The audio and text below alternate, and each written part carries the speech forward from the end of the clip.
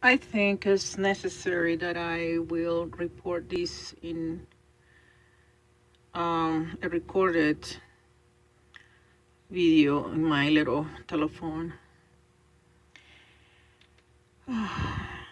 It was a night I was in Safeway. I work in Safeway, and I was cleaning the floors. And this was, who knows, maybe 2 months or a month and a half before the death of Dr. Steve Pitts. A local cop came to the store. His name is Chris Malanka. And I saw him walking in the store and shopping. So anyway, something just urged me to come when he was checking out, and and then I came behind the cashier, who was Robert Lowe, a second manager in Safeway, works at nights. So police Chris Malanka came into that lane, and when he was through paying his groceries, he told Chris, the officer told Robert Lowe, the cashier and manager of Safeway, "My friend." I saw the urge in his face. He says, "My friend." And I was just behind. I was just in front of both.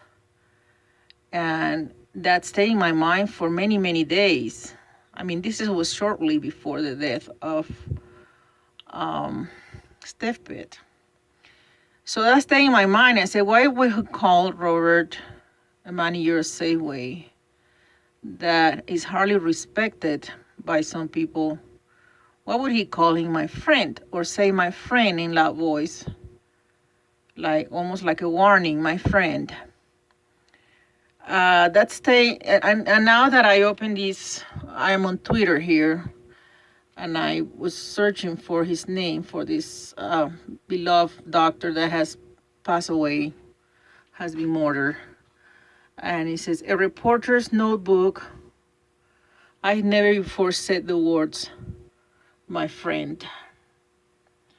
Right there, my friend. Hosh Mankiewicz reflects on what it was like to report on the murder of his friend Dr. Pitt, one of the 6 victims killed by Dwight Jones in Arizona. So just the fact that, to me, was strange that Officer Chris Malanka told the manager Safeway, Robert Lowe, my friend. I found it strange. I don't know what kind of friendship is between them, but he said my friend, and I found it a little bit out of place to call him like that, since he have come so many times in there and has gone through the line where Robert Lowe is. I just thought I wanted to mention this. But another strange thing was that several months ago, I placed some money in the middle room of my trailer, right there, the middle room. And I came back home like next day, and I work at night. So I said, "Where is my money?" There were two $50 bill, and some others with it. And I said, well, I probably don't remember, and I lock it up in a suitcase somewhere. I let it go, but it was bothering me inside. I said, where's this money? It was visible for me, and I couldn't see it anymore. I was paid cash as I started a new job in downtown, and I was paid cash. And those $250 was part of the money I got paid from my job, my new job. This happened just this week. And I said, oh my God, this is, the reason I recognize the $250 bill is because one of them has 2 brown stains on the back, like fingerprint, like real thumb, big thumbs in the back, and the bill was made that way. It's not blood, it's not dry blood or not, but it looks like old brown dry blood, and they're kind of round looking. And that's how I recognize them, because I had them in here, I put them in the middle room, and I did not want to spend them. It was a set of $250 bill. I was shocked when I was paid back with them. I said, I never spent this, I never took it out of my place. Then I look in my suitcase and I said, no, I did. It was not in my suitcase, so I did not lock it in my suitcase. Then I start, bringing up my memory. And I said, yes, I left them in the middle room there with some rocks. Another thing that happened was that obviously somebody was in my house and stole the money. It was that a rock, a beautiful silver rock, was in a box in Gibson Rose, and that happened 3 weeks ago approximately. And I bought the rock back for very little money.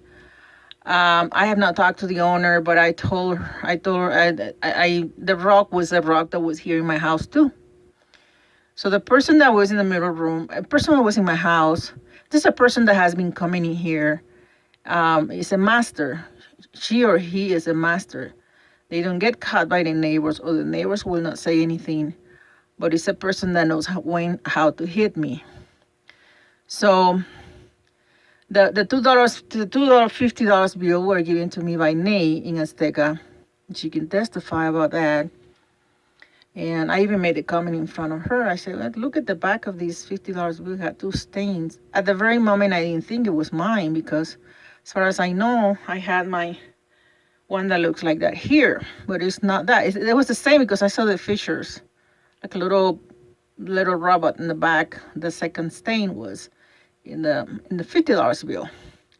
So so the money was stolen. They were stealing some drugs, and I don't know what else was stolen. I have so many items in here. There's 2 books I cannot find, important books, and one is from the Army.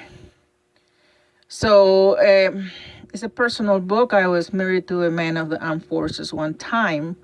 The marriage was not consummated, but I kept records and stuff. So obviously there's a person that's secretly still coming in. She's been doing this. I know who has been in here. I cannot testify that she was the last one here also with the money I just explained about. But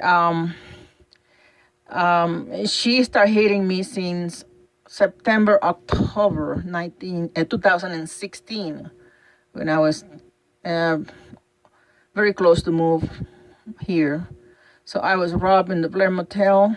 By that time I met her, and I was robbed here several times, which I think here was not only her. I think some people here saw her and they started doing the same, but I know she's a thief because I have seen her back also with rocks that she sold me. She sold me a rock for $20. It was black and white. And here she came back again to sell me the same rock. I don't know if she forgot or what the deal is. I lost a lot of cash in this place, and I was giving her money. I was helping her, tipping her $20, buying rocks that are worth a penny. And I didn't know she was that bad. But she hit me. She's just, it's like a ghost. I mean, you can never tell when she's gonna hit you. So I just wanted to say this, because those $250 bill, when you look at the fissure of it, one, and the watermark, one looks like him. So I believe it was conspiracy. I believe that woman, that girl, that young woman is in organized crime somehow. She, by the fact she comes in house and steal. I have heard from several people that she had heard. A guy here from Trailer 2 told me he knows her for a long time, and testified to me that she had hurt a lot of families. She has been doing this for 11 years.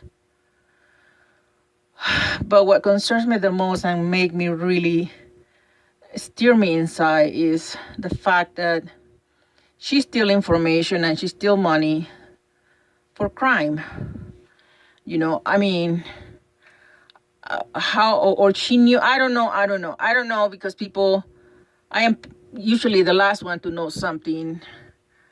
I cannot say that she conspired against this life, but sometimes money carry information, especially money that has tattoos or has information like stains and stuff.